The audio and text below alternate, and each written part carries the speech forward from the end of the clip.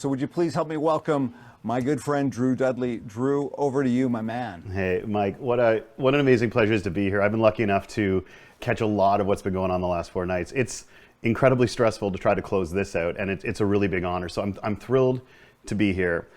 I'm going to go back a long time, it seems, but 2018 days ago. So 2018 days ago, I was standing outside this big old church in northern Toronto, and I'm just watching dozens of people go through this door into the basement. And for about the 10 years prior to that, my life had basically been this endless cycle of barely forgivable disasters, all fueled by alcohol. And a couple of nights before, I had had one of these disasters, and I'm lying in bed, and it's weird because you don't even hate yourself on those mornings. Some of you may relate to this. You don't even hate yourself. You are just disgusted that you exist after some of these nights. And I'm lying there in bed, and I get a call from a buddy of mine. And I thought that he'd heard what had gone on the night before. It just was this weird coincidence, though. And he was someone else who was a couple of years ahead in dealing effectively with their alcoholism. And he'd been trying for ages to get me to go to a meeting. And he'd call me that morning to say, look, last night I was out with a friend of mine. They're from Toronto. I got a meeting for you. And I know that you're hesitant, but look, man, this is a big crowd. Apparently it's really high energy, and there's a lot of successful people who go. Doctors, lawyers, engineers, CEOs. And I knew something was coming down the pipe that was going to destroy my career and possibly my life. But what really scared me is it was going to destroy somebody that I loved. And so there I was, a couple of nights later, standing outside this church. And I couldn't tell which ones were the doctors and which ones were the lawyers or the CEOs, but I do know that they were all going in. And I wasn't. Because I wanted to, that's the thing. But I think this is the challenge, is that I'm standing there, and there was something in my brain that said, look, yes, your drinking is destroying things, but you're still successful. Like, you still have a great job, and you still make a bunch of money and get to keynote events and write books, etc. You're still successful. And there was this voice in my head that said, but going into this room saying I am an alcoholic, what it effectively meant was that my drinking defined me more than my success did. And that meant that my brain was convincing me that to go through this door, to be the man I wanted to be, to get better, it meant that I had to acknowledge that I was less than. That going in to get help made me less. And that's what I want to talk about today, because in that moment, there was a gap between the man that I wanted to be, the person that I wanted to be, and how I was actually behaving. And that gap is the source of so many of the things that we're talking about. It is the source of so much insecurity, the lack of self-respect, disrespect for ourselves and the people around us. It all exists in that gap between the person we want to be and how we're actually behaving. And I want to talk about it because we all have that gap. And how we deal with it really dictates how healthy we can be and how much we think of ourselves. We've all got it. Most of us don't deny it. What I found, though, is, you know what we do? We rationalize it as being temporary. All right, yeah, there's a gap between the man I want to be and how I'm actually behaving, but just until. It's always just until. Just until I get the promotion, just until this rough patch in the marriage gets through, just until the baby comes, the mortgage is paid off, the promotion, just until the pandemic is over. There is always a just until with this gap. And I honestly believe that so much of what I've had to struggle with has gotten better when I started to recognize something. One, the gap exists. Two, it's my responsibility that it exists. And three, it's my responsibility to do something every day to close it just a little bit. And what I want to share with you today are some strategies to do that, to close the gap a little bit. And I think if we're going to start, we have to acknowledge something. It never closes. And I think that one of the great acts of strength for every person on this planet is to get up every day and go through a life where you know you can never fully close the gap. Like, that's demoralizing. We get up and we do it every day. Leadership, self-respect, recognizing it exists, knowing it's your responsibility, and then doing something to close it. What I want to share with you today are 5 tips over all that I've gone through, that I've gathered from myself, from my experiences, from other people, that help you close the gap just a little bit. Because I don't know the secret to happiness, but I found that one of the keys to unhappiness is when the gap forms between who you want to be and how you're behaving, and you become aware of it. And once you're aware of it, something has got to change, or disrespect for yourself just grows. Mental illness just grows. So how do we start? All right, first off, number one, first tip I want to give is we have got to take the time to define the things that we want to define us. And what I mean by that is when we're going through school and we're growing up, it's always about what do you want to do? Like, what do you want to do when you grow up? What do you want to do? Which basically is like, what do you want to do to make money? But if we're going to close the gap between the person that we want to be and how we're actually behaving, the first step is we got to actually give some thought to who it is that we want to be. And that seems simple enough, but we never get focused on it. And if you're a high performer, if you're somebody who gets the job done, people figure that out and they start asking you to get the job done in whatever field you are. And then we get rewarded for it. And we feel good about it. And then we want to take on the next thing. And what happens is we just start accomplishing things, supporting people over and over. And 20 years go by, we've never actually taken a moment to stop and be like, who do I want to be in the midst of all of these things that I have to get done? First, we got to figure it out. So let's try an exercise to start it off. I want to pose all of you a hypothetical to begin. So just do this as a mental exercise. I want you to imagine that I have somebody follow you around for 30 days out of your life. And you have no knowledge that they're following you around, but they see every interaction of which you're a part. Public, private, online, and virtual. They see how you interact with people that you love, with people you can't stand, with people you've never met before, serving you in a restaurant, whatever it might be.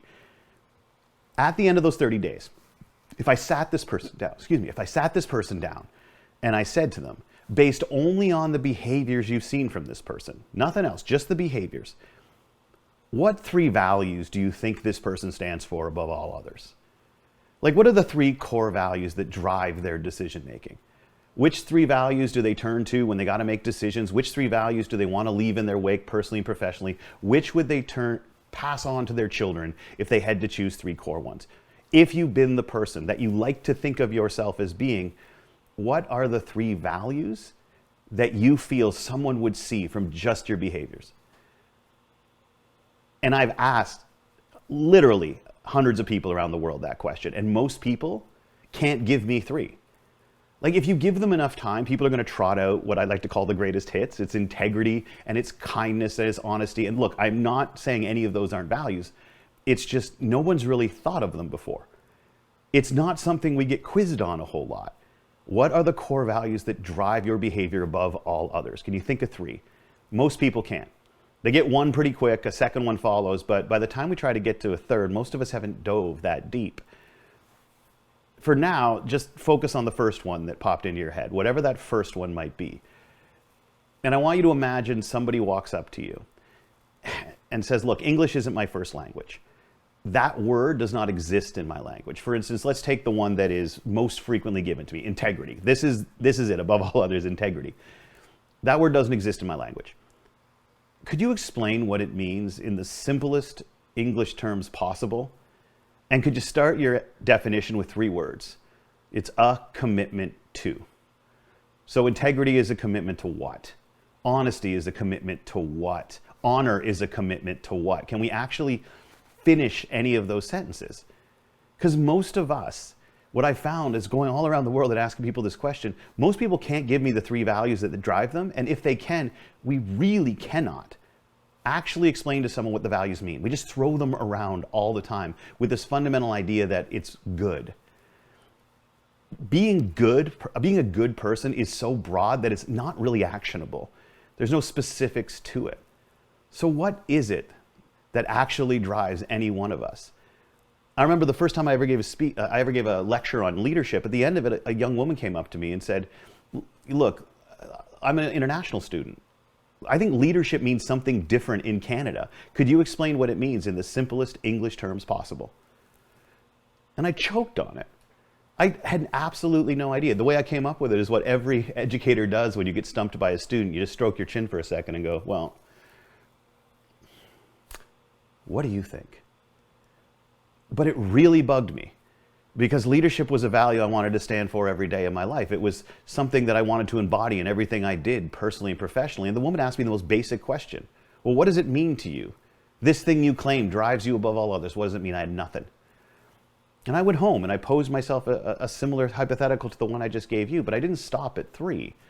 Like, I must have listed 40, and this is just a portion of some of the values that I put down. And there's a lot of the greatest hits there, the things that I think we feel we have to live up to.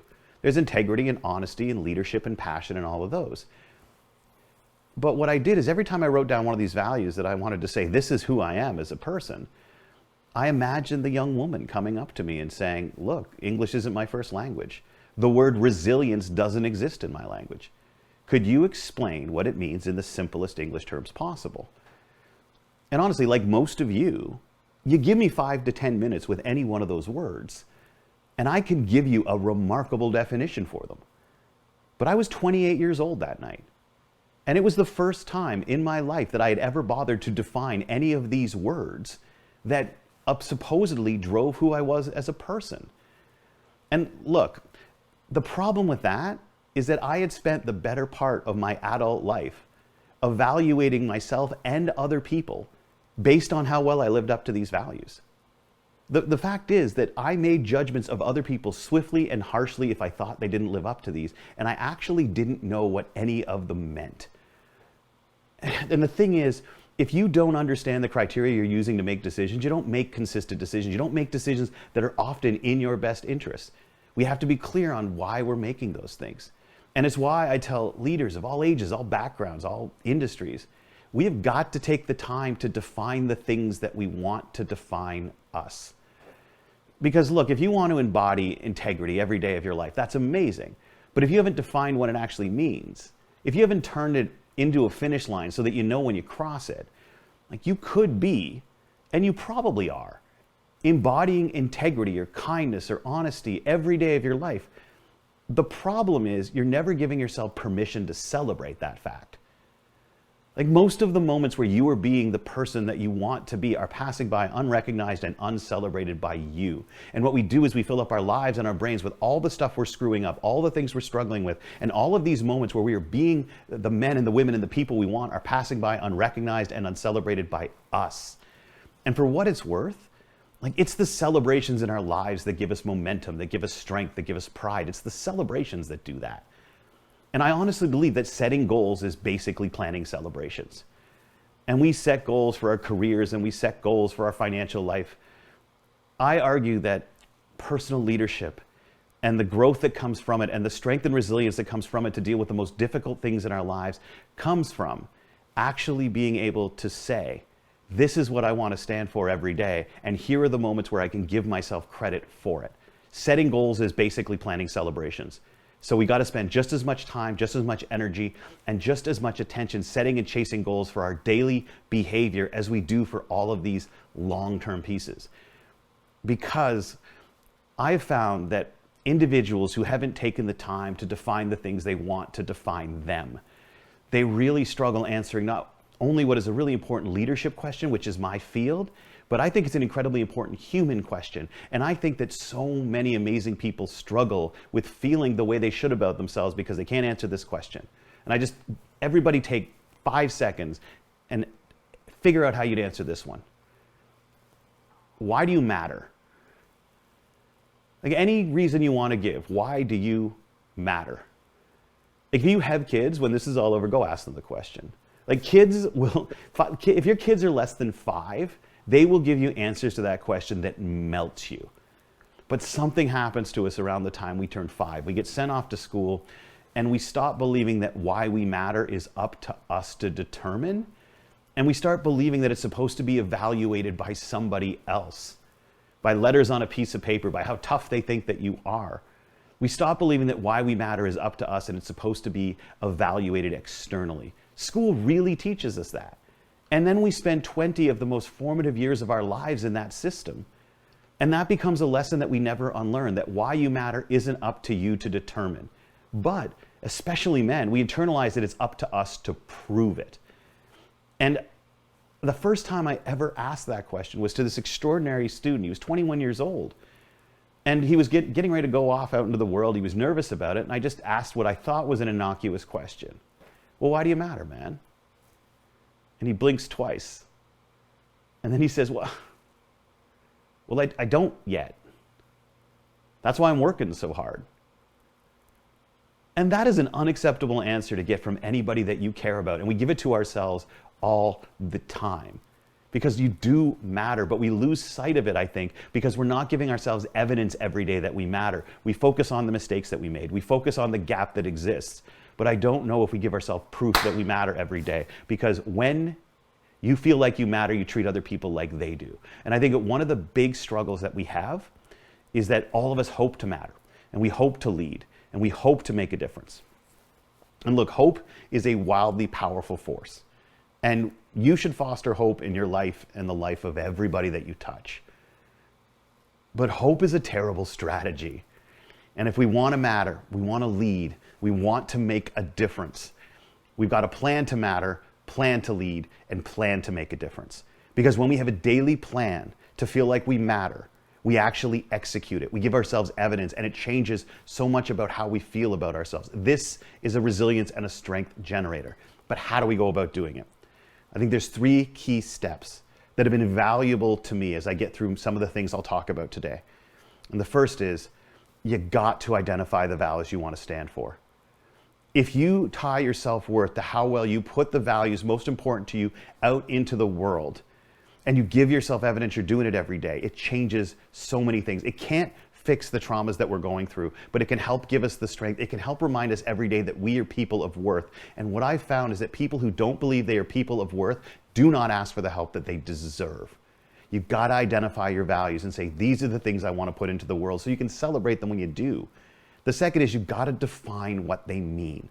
You can't just throw around these words that everyone has acknowledged is good. Because honor, integrity, look, if we don't define what they mean, they're just things that look good on the wall of an office or a website or stuck on an election sign somewhere. But what's been so invaluable to me as I get through many of the things that you've heard people talk about over the last 4 days, these 2 things have been invaluable, because once you do those 2 things, what you've actually created is this really powerful personal and professional tool. What you've created is a set of criteria for decision making. Because once you do these first 2 steps, decision making becomes a simple process, though not at all an easy one. Because once you do this, whenever you're faced with incredibly difficult positions in your life, your decision making goes through the same process. You access this list of values that you say you want to define you. You hold up the options available to you next to those options. You hold up the options available to you next to these values, and then you ask yourself, all right, which one of these options best embodies these values? It will never be perfect, but what one best embodies those values? That is such a prominent concept to me, the idea that decisions need to be made in a very consistent way, because what it does is it gives me the foundation to be confident in tough decisions. I say to myself, this is how I make them, and I know that sometimes I'll make the wrong one. But when you're surrounded by chaos and doubt as you try to get through difficult things in your life, the ability to know that you can have confidence in how you make decisions, whether they work out or not, is an extraordinary foundational strength that really helps you deal with some of this stuff. Because once you do it, the challenge I do recognize is this.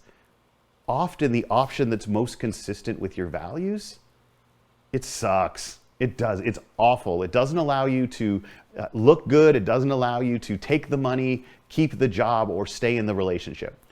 But it's almost always the decision you're happiest you made 5 years from now. Like, if we make every decision in our lives as if we're standing in front of a group of people we really respect 5 years from now, explaining the decision, if we treated every decision like we're doing that instead of we're about to make it, a lot of the noise surrounding decision making falls away. For me, it's such a core piece that I actually have tattooed on the inside of my left arm. What would the man I want to be do? It's a constant reminder that my decisions have to better align with values than they do with what works. Because, look, making decisions that are consistent with these identified values, you will lose things sometimes. Since I started making decisions like this, I have lost money, I have lost jobs, I have lost relationships. But I have never been lost. Because good leaders do this. Like, good leaders identify their values so they can use them as criteria for decision making, because it allows them to live their values every time the opportunity presents itself. But you want to know where good leaders separate from great leaders? Good leaders live their values anytime they get the chance. Great leaders create opportunities to live their values every day. They're clear on how they make decisions so they can make difficult ones with the confidence that this was consistent with my values. But what we actually have to do is not just live your values when you get the chance. You got to infuse them in every day, because there will be days where you are fighting so many of the things you've heard about in the last 4 days, and there just won't be any strength. The ability to look and say, yes, but today, even though nothing else went right, I had the opportunity to live these 2 values. That's a different feeling at the end of the day. It's a reminder that there are so many things beyond our control, but I'm going to exercise the control I can over these. How do we create opportunities every day to live your values, even when you're going through hell? Because what we allow ourselves to do is, as we struggle with things, we start to believe, you know what, I am not a person of worth, and I have no right to start putting stuff out into the world. I want to talk about how we can always keep doing that, even as we struggle with other aspects of our life. So the second tip I want to give you is create your leadership test. Leadership is my concept. It's what I focus on my whole life. I was lucky enough to run the leadership development program at the University of Toronto. And I had this amazing student come in. And it's funny how when you work at a university, you're constantly surrounded by people who are half your age and twice as smart as you. And this amazing guy comes in, and all week he had been talking to me about one of these decisions that I think we've all dealt with before, where you have 2 choices. Get what you want, or be the person that you want to be. And he had gone back and forth all week. He comes in on Friday, throws himself down on the couch. He goes, you know, it's a lot harder to live up to something than it is to stand up for it, isn't it? It's so much easier to stand up for an ideal than it is to live up to it. And he got me thinking, man, we claim we stand for all kinds of stuff, but do we actually live it? You know what, let's do a social experiment and see if we can. So here's the process that we developed that I continue to use every single day to try to move through all of the things trying to hold me back. And I'll talk about them as we go through this presentation. But I think it's less important the challenges that I've faced, and more important to maybe talk about some of the tools that allow me to keep momentum as I move through them. So this is a tool called the leadership test that I use every day to remind myself that I am a person of worth no matter what I am struggling with. And what I said to my students is this: all right, you get to choose one value only. Whatever value you choose, every single person in this community is guaranteed to do at least one thing every day that lives up to that value. It's not the only value up to which they'll live. You're not excluding anything good from the world, but you only get to pick one that's guaranteed. What do you pick? For your business, for your community, for your province, for this country, if you had one value that everyone was guaranteed to do one thing every day, what would it be? And my students actually surprised me, because they came back and they said impact. And I said, great, you don't get to throw those words around. Impact is a commitment to what?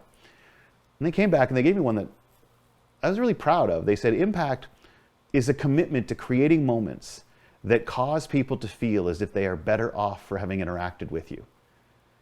And I love this, because when we're in pain, it is hard to do this. We pass pain along. But the impact on you when you are struggling, when you watch something that you did change somebody else for the better, it is the greatest medicine that you can imagine. And so I said, okay, this is your assignment. Every day this week, I want you to go out into the world. I want you to do one thing that lives up to this. And the thing is this: you don't write it out. Every single day, you got to prove it by coming to my office. And at the end of the day, look me in the eye, tell me how you did this. And this was an amazing exercise for like 3 days. Because what happened is my students would come to my office, but I'd watch them wait in the outer office. I would watch them wait, and I'd watch them think for a minute. And I realized that what they were doing is they were looking back over the course of their day, and they were trying to identify a moment where they had done this. And because they were great kids, they always had one. The problem was they were using this value that they said was so important as to who they were using it to evaluate behavior that had already happened. What leaders do is we use our values to drive our behavior, to impact decision-making in the moment. And if we haven't thought about impact till the end of the day, it clearly wasn't impacting our decision-making at all. It's not actually a value that was driving us. It was something we claimed to stand for, not live. And I said, all right, we need a different approach. And so I went to the psych department, because these people know how to mess with people's minds. And I said, look, we have this behavior in which we want to engage, but life's getting in the way, work's getting in the way, school's getting in the way. Do you have any behavioral psychology tricks you could give us that when we put them together with our conscious desire to do something, we'll actually do it? I mean, you've heard so many great strategies and insights over the last 4 days. Now the question is, how do we actually switch over and act on them? I'm like, do you have any, I don't know, subconscious tricks? And they told me the best thing that you can do is you can learn how to harness the power of the unanswered question. They taught me 2 psychological realities that have driven how I get through some of the toughest times in my life. Number 1, your brain hates unanswered questions. It can't deal with them. We think that we try to answer difficult questions in our lives, and if we don't get them, we just forget them and move on. But we don't. When you struggle with a question and you think you give up on it, your brain just shoves it to your subconscious, and it keeps hammering away, trying to come up with an answer. And if it can't come up with one, it makes one up and convinces you that it's true, which is an incredibly dangerous phenomenon. The human brain will not let go of a question. It will keep working at it until it finds an answer. And most importantly, for this experiment we created, it will change your behavior in order to find the answer to a question. And we coupled that with another psychological reality, which is this: the human brain can't stand unfinished tasks. Any of you who are watching this right now and you have something that you need to get done, you know that it's stuck in there and it's causing you an immense amount of psychic discomfort. So the fact that questions can be such a powerful driver of behavior, the fact that unfinished tasks make people really uncomfortable, we said, here's what we're going to do to try to behave in a certain way that we believe in. We're going to harness the power of the unanswered question. We're going to create a question that's carefully crafted so that to answer it, you got to do something. And if you do the something, you live the value. And what we created for that first one of impact, a commitment to creating moments that cause people to feel better off. I said, what have I done today to recognize someone else's leadership? What have I done today to recognize someone else's strength? What have I come today to recognize somebody else's influence? However you want to put this. For me, leadership is our thing. This became it because it's impossible to tell someone that they matter, that they've influenced you, that they've impacted you. It's impossible to tell them without them feeling better off for having interacted with it. So I said, this is your assignment now. Go out, find an answer to that question every day. In a week, we'll come back and we'll compare the 2 experiences. Which was more effective? Trying to go out there and be a person of impact, or trying to find an answer to this question? That's your assignment. Be back in a week. We'll see what happens. And they went out with that question. And that question made me quit my job. That question led to a bestseller. That question led to the question led to everything in my career because my students destroyed this. They went out into the world, and for the first time in their lives, when I asked them to go look for leaders, they weren't looking for people who are in charge of their lives. They were looking for people who changed how they felt about it. And all of a sudden, it was the bus driver who drove somebody to school for 9 years and always gave him strength right before he got off the bus and he got bullied every day. It was the woman who sold coffee at the Tim Hortons who knew everybody's name and when they had a midterm. The woman who worked the front desk at the financial aid office who helped these students who were going through hell on their worst and darkest days when they thought they were going to lose their education. She was there for them. These were the people who started getting recognized. We came back to recap a week later, and that 90-minute tutorial turned into 4.5 hours as people kept sharing time after time and moment after moment where they lived this particular value through the question. And it changed lives. There wasn't a single person who didn't cry at some point over the course of that because of these moments that had been created. And so 30 days, we answered the question, what have I done today to recognize someone else's leadership? And at the end of the 30 days, my students did something I've never seen before or since.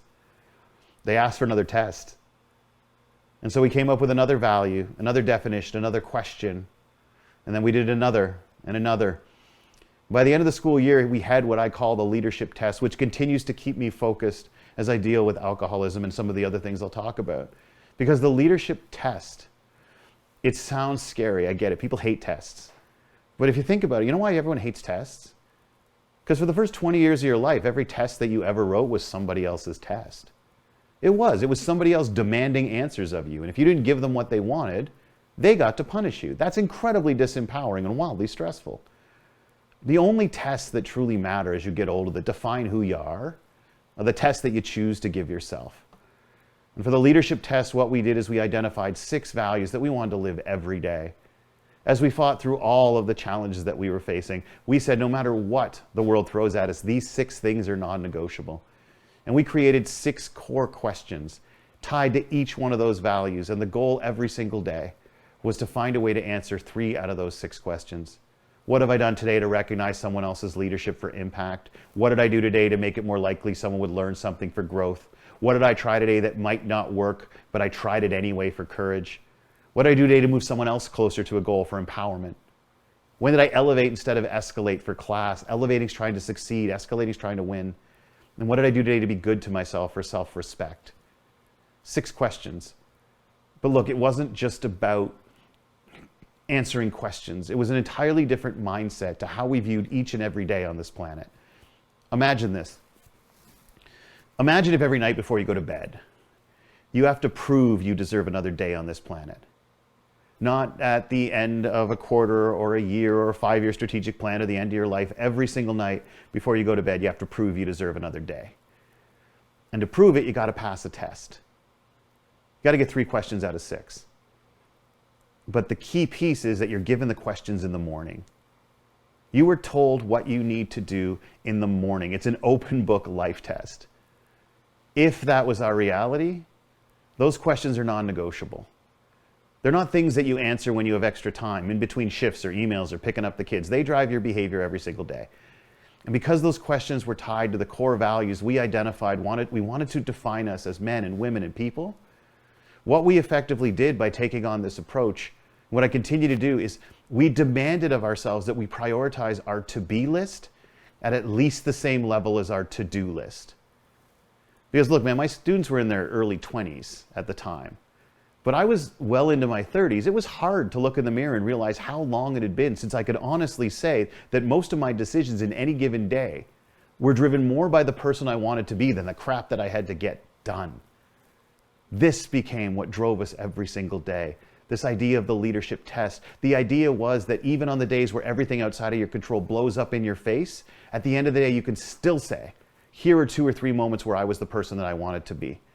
This allows us to recognize a really unfortunate reality of life. I don't have to tell any of you this. We're not always in charge of what we get to do every day, but we're always in charge of who we are. Nobody gets to take that. The only person who gets to take that is us, because we forget we have the power. It's designed to be a roadmap through uncertainty.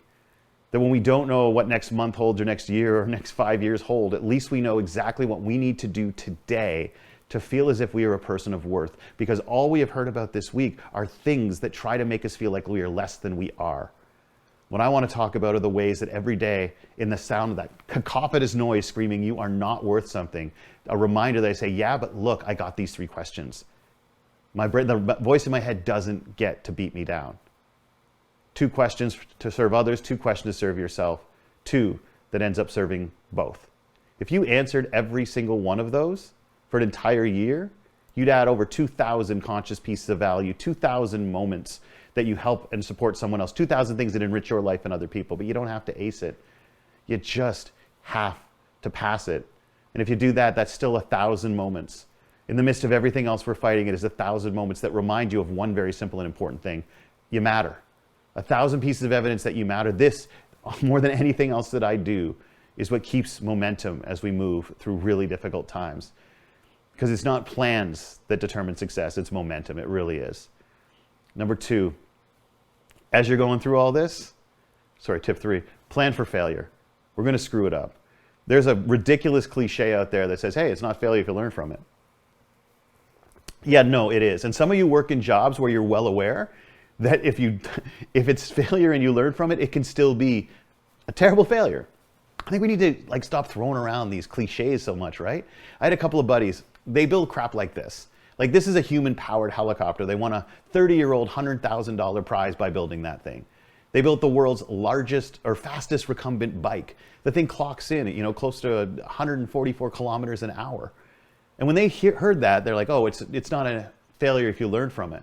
They're like, no, if this thing flies off and cracks, that failure kills people. The way that we avoid catastrophic failure in our lives and our businesses is that we plan for strategically controlled failure as often as possible along the way. So how does that actually look on a practical level? I never got to go to Disney World when I was a kid. When we had a cottage. First time I ever went to Disney World, I was, early 30s. I get a speech at 9 in the morning, finished off at 10, went to Universal Studios. I decide, because I'm a grown-up, that I want to ride the Harry Potter roller coaster. Walk an hour and a half up through the lineup.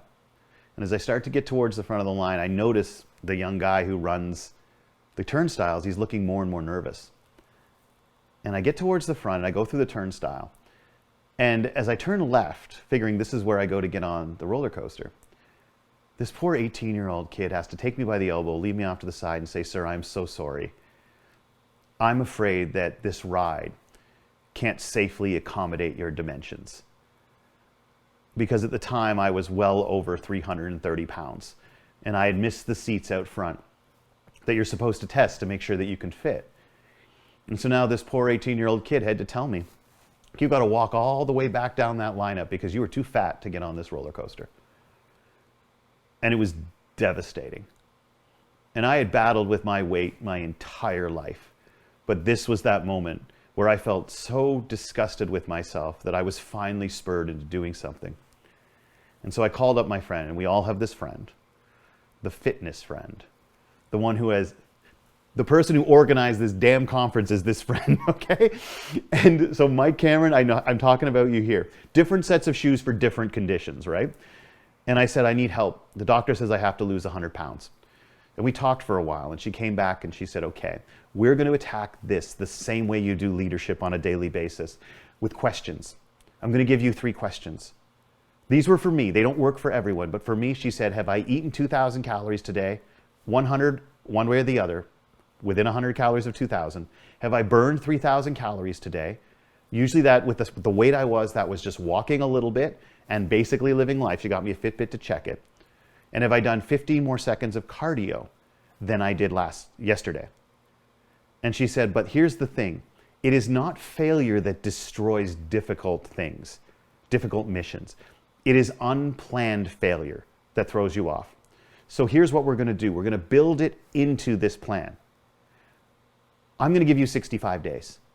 65 days where you don't have to answer those questions. Where you're at a banquet where you're speaking and they only serve fattening food. Where you're at a friend's house and you don't want to be rude. When you're on the road and you're just tired and you're lonely and you're stressed and you want pizza to feel better. You get 65 days to do that. And every time you do it, you are in no way, shape, or form letting me down, letting yourself down, or violating the plan. It is in the plan. But I will tell you this. If you can answer those questions 300 out of the next 365 days, you will be 100 pounds lighter a year from today.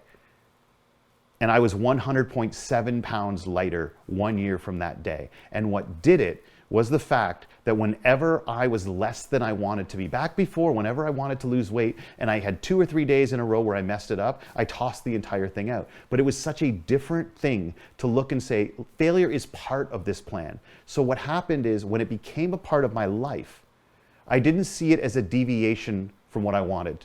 I saw it as an execution of a plan we agreed on.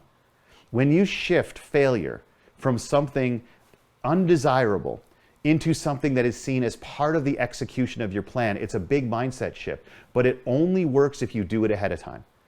Because your brain will go, "Oh, you're just rationalizing it now." But if at the beginning you say, "Here are the places I know I will fail. I will plan for it and I will give myself that opportunity." When we shift failure in the difficult things we're doing in our lives from being a deviation from the ideal and accepting that it's an execution of the plan, it can change absolutely everything.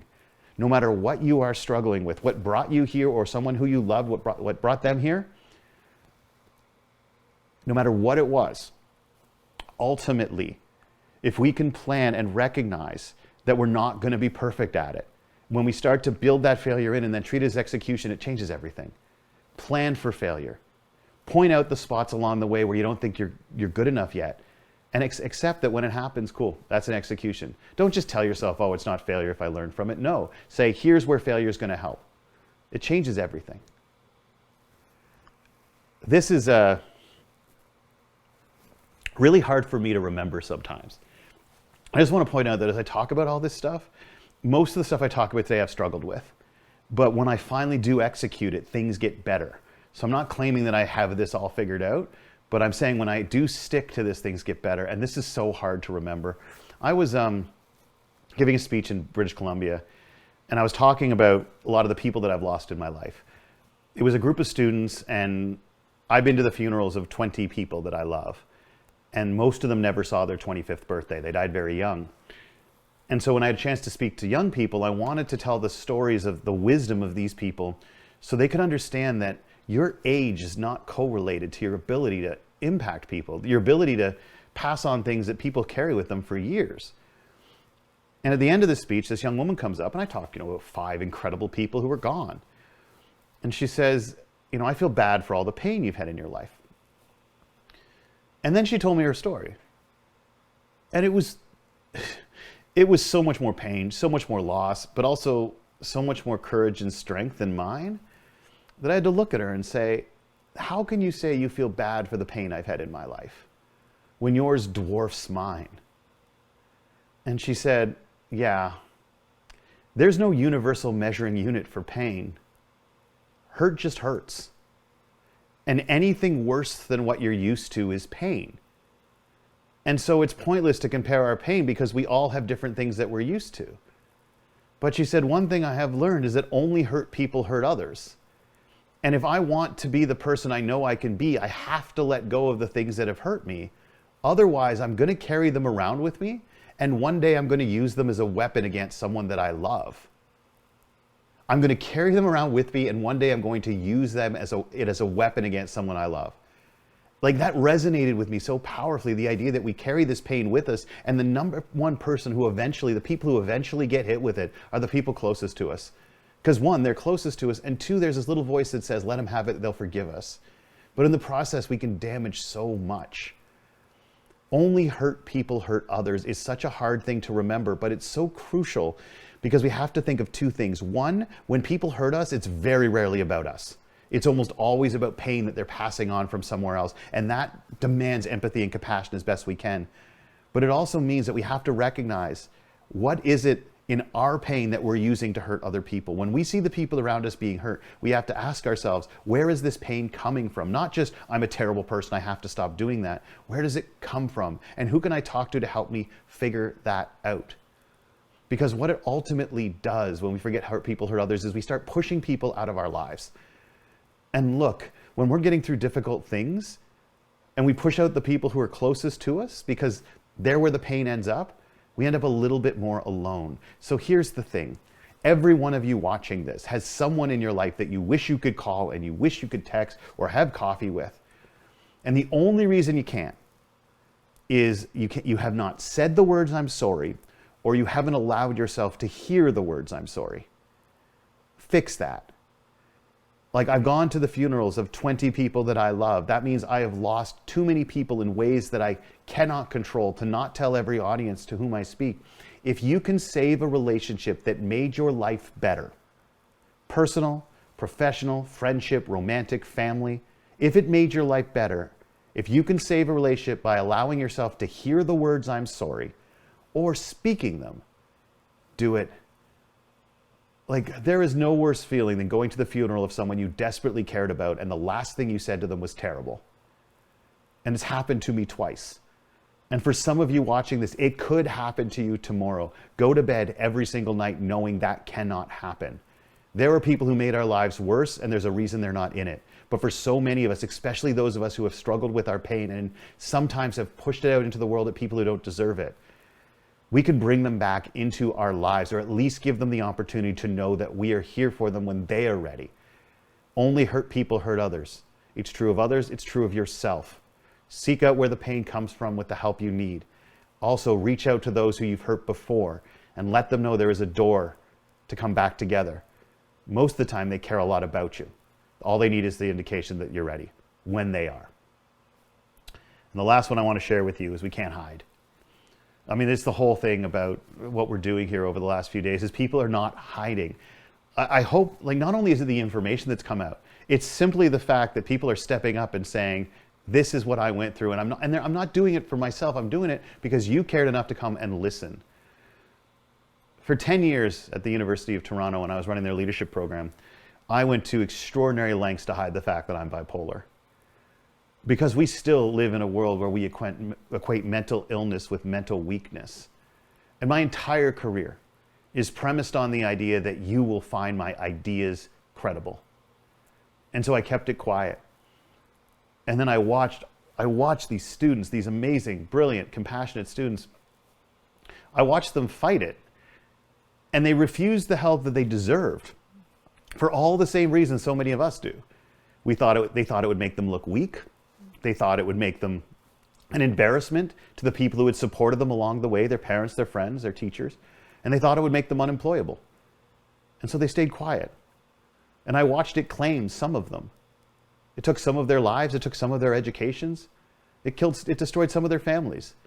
And they had every opportunity, but they were afraid for all the same reasons we are. And so I wanted to talk about it. And I went and I was told, hey, I want to start speaking about the fact that mental illness is a part of who I am. And I was told, that's so nice, but we can't have the leader of our leadership development program telling the world that he's mentally ill. That's just the reality that we have to deal with. And I said, okay, but what if that's the reality that I want to start to change or help to change? It's not on me. And they said, it's not our job to change reality. It's our job to equip our students to live in the reality that exists out there. Bullshit. Like, I'm sorry, but a bigger crock has never been shoveled when it comes to education. The fundamental purpose of leadership is to identify the parts of our society that need to change and then step up and actually do it. This is how I felt. This is what an extraordinary friend of mine, when I explained what it was like to live with bipolar, a month or so later, all of a sudden this shows up. And she says, I hope that this wasn't presumptuous and I hope that this doesn't offend you, but this is what I heard when you were explaining what it was like to try to be the best you. And it made me cry. But I hid this for so long, and you know why? It's because so many of us are taught growing up that if you want to be impressive, if you want people to look up to you, the number one way to do it is to do things that make them look at you and say, oh wow, I can't do that. But for what it's worth, and this whole week has been a testament to this, the biggest gift you can give to other people isn't to have them look at you and say, oh wow, I can't do that, that's inspiring. The biggest gift we can give to other people is to give them the opportunity to look at us and say, oh my God, I thought I was the only one. I thought I was the only one hiding that. I thought I was the only one hurt by that. I thought I was the only one that needed that. It is so liberating to other people when they can see someone step up and identify the same thing that they're dealing with. And we don't do it because we're afraid somebody's going to attack us. I get that because I was really hesitant to do it. But what I found is that I'll talk about my bipolar for 40 seconds in a 60-minute keynote. And I get more emails and more people coming up to me about that. It is an extraordinary act of courage and leadership and empowerment to stand up and say, this is who I am. I'm not going to hide, because it lets other people do the same thing. It's a gift. It truly is. Don't hide, because the energy you put into hiding the things that you're afraid of, that hurt you, that you feel slow you down, that make you less than the person you are, the energy it takes to play that character means you're not as good at your job, you're not as good at your relationships, you're not as good at supporting the people you care about or yourself, because psychic energy is finite. And if you put it all into hiding, it means that being you, living the values you care about, supporting the people you care about, the energy's not there for it. 5 tips. Define the things you want to define you. Figure out, if you feel empty and like you're not adding to the world, well, what specifically is it you want to add? Create your leadership test so you can make sure that you're doing it every single day. Plan to fail along the way. It's going to happen. But if you plan for it and you see failure as execution rather than deviation, there it is. Remember that only hurt people hurt others. That run this on a loop every time emotions rise high for yourself, for other people within groups, and do not hide. Dedicate your energy to being who you are, because you will never get better as long as you put all of your energy into hiding the things that you wish were different. I run a company called This Is Day One because I've had so many day ones. Day one of losing the weight. Day one of trying to be a vocal advocate for mental health awareness. Day one of a life without alcohol. You know, one of the things I learned in recovery is that if you don't want to have a drink for the rest of your life, you have to choose not to have a drink today. And then you have to make that choice every day for the rest of your life as if it's your first day of recovery. Because dedicating to something for the rest of your life is often so scary that it's not even worth starting. But if you focus only on one non-negotiable behavior every day, from the time I get up in the morning to the time I go to bed, priority one, don't have a drink. Just that's choice today, because it means that you can't rest on your laurels of what you've done in the past. But it also means that you don't get intimidated by how much there is still to do. I fight an addiction every day. It's not the easiest thing in the world. And I hope to have thousands of more days left in my life. The thought of having to fight 1,000 more times is enough to make me not want to start. But when I break it down into a single day, and I realize, okay, can I do it today? We can do it today. Whatever it is that you want to do. Day one is the day you say, these are the non-negotiable behaviors that will be a part of every day of the rest of my life. I know every day will be a little different, but these one, these two, these three things will not. They will always stay the same. Recognizing that ordinary acts done with extraordinary consistency change worlds. We don't have to all of a sudden become mentally healthy tomorrow. We don't have to stop drinking for the rest of our lives tomorrow. We don't have to come to grips with the traumas that have been in our lives tomorrow. But we do have to do one thing each day that reminds ourselves that we are in control of who we are. You deserve to be reminded of that. Ordinary acts with extraordinary consistency change worlds. Because we have to keep trying. Because we'll screw up again and again and again. I eventually went into the church. And I sat at the back. And I didn't realize that partway through, they ask everybody, anybody here stop drinking today? And you're supposed to get up and get a chip. And like 50 people got up. And the place went bananas. People were cheering. People were jumping up and hugging strangers. They were up getting a chip and people were crying. And I sat there just glued to my chair. Because it was me, right? That was me. It was my first day. And I just watched all these people go up. And it was this place of acceptance and empowerment. And I still couldn't stand up. And the line got shorter and shorter. And I kept saying to myself, get up, you coward, get up. And then finally, the last person on day one got their chip and sat down and they moved on. And I remember sitting there thinking, you failure. But I look back now and I realized, man, I went in the room. Step one. Treating a day as if it's day one doesn't mean that you restart every day. It means that you recommit. And I sat there and thought, what a waste. But I went home that night and I said, I went. And guess what? I went back the next day and I still have the chip that I picked up the next day. It's a process, everybody. If you don't get it right the first time, whether it's the right therapist or the right meeting or the right person to share things with initially, you didn't fail because you tried it the first time. I'm going to close off here. Sorry, Mike, I haven't done this presentation before, so I apologize. It's gone longer than I wanted to. So let me tell you what I wish I'd known when I was young and dreamed of glory. You have no control who lives and who dies and who tells your story, but you get to control whether you tell yours, whether you tell yours. And I just wanted to let you all know, I wanted to give my admiration to everyone who has spoken over the last 4 days for sharing your story, because it's extraordinarily powerful. And for the rest of you who think, oh, I could never do this, I'm just a participant, because my story isn't as good or isn't as impressive, or I'm not as good at sharing it as somebody else, and you want to keep it to yourself. You have no idea how liberating your story is to someone, because you do not know who it's going to hit at what time. This is the first woman I ever fell in love with. Her name was Anastasia. Anastasia died by suicide in January of 2017. And I didn't cry for like 2.5 months. Not because I was trying to be tough, because it wasn't there. It may be because of the PTSD of discovering her, but I could not process that. And I'm driving through Idaho, of all places, 2.5 months later, and I'm listening to a podcast. And it's a podcast about grief, something called The Moth Radio Hour. And it was on grief, and I thought, I shouldn't listen to this, but I stuck with it. And a woman came up and was telling a story. And she was talking about how children deal with seeing dead bodies much, much better than adults do. How there's a peace and an understanding that she's always found extraordinarily inspiring. And then she said something as she's telling her story, and she says, grief is just love. coming face to face with its oldest enemy.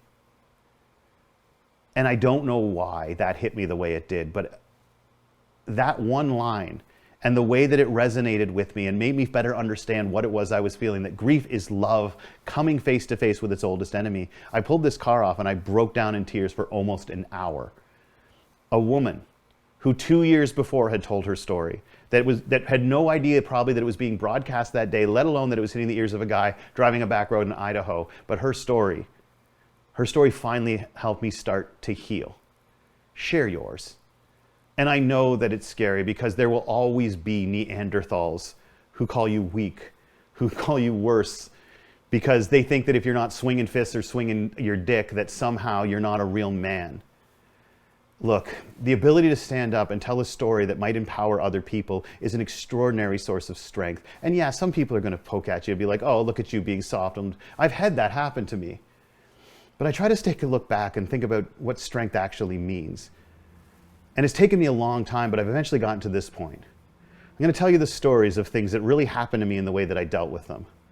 At this point in my life, I've been through alcoholism, bipolar, and cutting down the body of the woman I love. You want to take me down, you better bring some fucking kryptonite. And I try to remember that when people call us weak. Because look, of all the people you've heard for the last 4 nights, of all of the amazing things that people have opened up about and been willing to share, at any point listening, has anybody ever looked at any of these people and said that person is weak? Nobody has ever thought that about anybody who is gutsy enough to stand up and talk, and they don't when you do either. Share your stories. They're remarkable. And I'll close with this one. This is my little tribute to you, both my dad and to you, Mike, because I think that you embody something that my dad told me to do here. I lost him at the beginning of the pandemic. But I'll always remember, I called him when I was still in university. And he made this incredible offer to do something I couldn't have asked for, even if someone you love. And I asked him, like, why would you do that? And he told me a story. I found out where he got it later. But he told me the story, and I just wanted to close it to all of you, because it still resonates with me, and it's a little something for my dad. My dad told me that a guy's walking down the street, and he falls into a hole. And the walls are really, really slick and he can't get out, so he starts shouting for help. And a doctor comes along and he looks down in the hole and the guy yells up, "Hey doc, I'm stuck down here, can you help out?" And the doctor surveys the situation, pulls out his prescription pad, writes a prescription, throws it in the hole and walks on. The guy's no better off. Starts shouting, "Help, help, I'm in this hole." And a priest comes along. The priest looks down, surveys the situation. The guy says, "Father, I'm stuck down here, can you help me out?" Priest takes out a little piece of paper, writes a prayer, throws it into the hole, walks on. Guy's no better off. Then a friend comes along, and the guy looks up and says, "Hey buddy, I'm stuck down in this hole, can you help me out?" And his buddy jumps in the hole. And the first guy looks at his friend and says, "What the hell's wrong with you, man? Now we're both stuck in the damn hole." And his buddy looks at him and says, "Yeah, but I've been down here before, and I know the way out." If you really want to know what strength and courage is, it's not the ability to figure out how to avoid the hole. It's whether or not you're willing to come to grips with who you are enough so that you can jump in and let other people know, I know the way out. I tattooed it so that I never, ever forget it. But I just wanted to say to absolutely everybody who was a part of this, to Mike who organized it, all the people who support him, all of you who came, and everybody who was willing to share parts of who they were, who were willing to say, I've been down here before and I know the way out, or at least I'm looking, follow me. That is an act of leadership, and it has been inspiring to watch, and it has been an extraordinary honor to be able to close this out with some ideas. And I truly, truly hope you found them useful. Thank you so very much. I'll stick around and answer any questions. What a pleasure it's been. Thank you to everybody who's been a part of this.